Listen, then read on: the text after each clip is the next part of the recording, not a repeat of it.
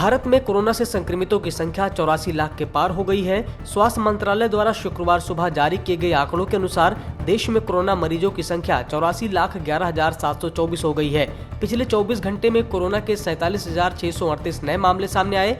54,157 मरीज ठीक हुए। इस दौरान 670 मरीजों की मौत हो गई। वहीं अब तक कुल 77,65,966 मरीज ठीक हो चुके हैं। 1,24,985 लोगों की जान जा चुकी है।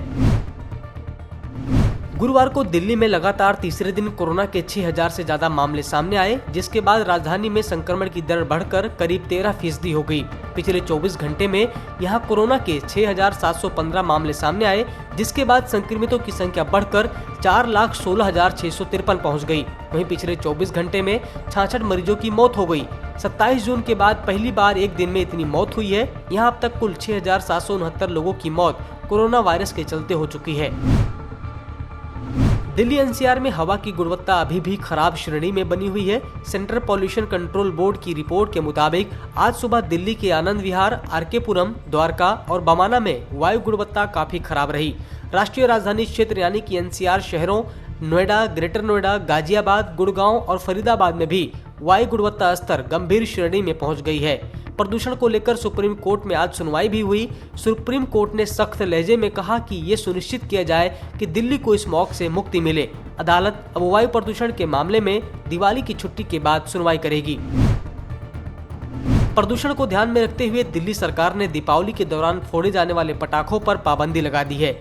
कोरोना वायरस और बढ़ते प्रदूषण को देखते हुए किसी भी तरह के पटाखों की बिक्री पर रोक लगा दी गई है। ये रोक 30 नवंबर तक है। आपको बता दें कि इससे पहले दिल्ली में ग्रीन पटाखों की बिक्री में छूट थी, लेकिन अब दिल्ली सरकार ने इस पर भी रोक लगा दी है। यानी दिल्ली में अब किसी तरह के भी पटाखों की ना तो खरीद फरोख्त हो सकती है और न ही पटाखे फोड़े जा सकते हैं। दिल्ली के साथ साथ पंजाब, राजस्थान, महाराष्ट्र में पटाखों को न फोड़ने की अपील की गई है। इसरो एक बार फिर अंतरिक्ष में अपना परचम लहराने जा रहा है।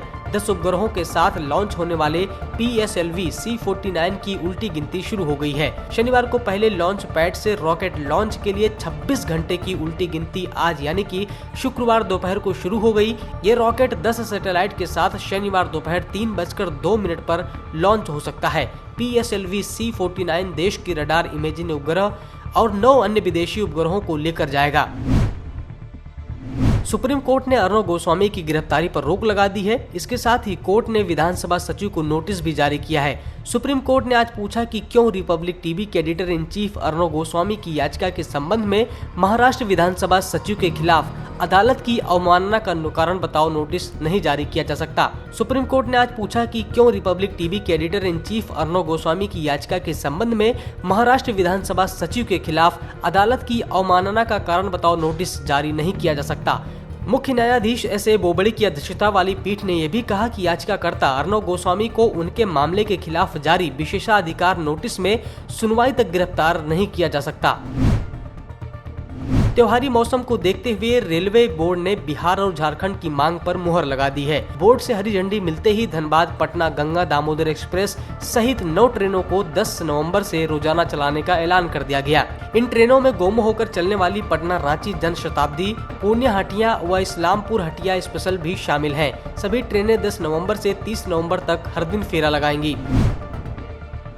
चारा घोटाले में सजा काट रहे आरजेडी चीफ लालू प्रसाद यादव की जमानत याचिका पर सुनवाई टाल दी गई। अब मामले की सुनवाई 27 नवंबर को होने वाली है। दरअसल दुमका ट्रेजरी मामले में लालू प्रसाद यादव को 7 साल की सजा हुई थी। लालू प्रसाद यादव के वकील ने सजा की आधी अवधि गुजर जाने को आधार बनाते हुए लालू यादव के लिए जमानत अर्जी दाखिल की है, जिस मामले में आज सुनवाई टाल दी गई। पश्चिम बंगाल, राजस्थान, सिक्किम, त्रिपुरा, केरल और छत्तीसगढ़ के बाद झारखंड सरकार ने भी राज्य में जांच के लिए केंद्रीय जांच ब्यूरो यानी कि CBI को दी गई आम सहमति वापस ले ली है। झारखंड के मुख्यमंत्री हेमंत सोरेन ने ट्वीट करके ये जानकारी दी है। इस संबंध में गुरुवार यानी कि 5 नवंबर 2020 को अधिसूचना जारी कर दी गई। इसके बाद CBI को अब झारखंड में शक्तियों और न्याय क्षेत्र के इस्तेमाल के लिए आम सहमति नहीं होगी, जो झारखंड सरकार द्वारा 19 फरवरी 1996 को जारी एक आदेश के तहत दी गई थी। अब CBI को किसी भी मामले में जांच करने के लिए पहले राज्य सरकार की अनुमति लेनी होगी। स्काईमेट ने आसार जताए हैं कि दक्षिणी कर्नाटक, रायलसीमा और तटीय आंध्र प्रदेश में हल्की बारिश से मध्यम बारिश हो सकती है। इसके साथ ही पूर्वोत्तर के राज्यों में कुछ जगहों पर हल्की बारिश होने की संभावना है।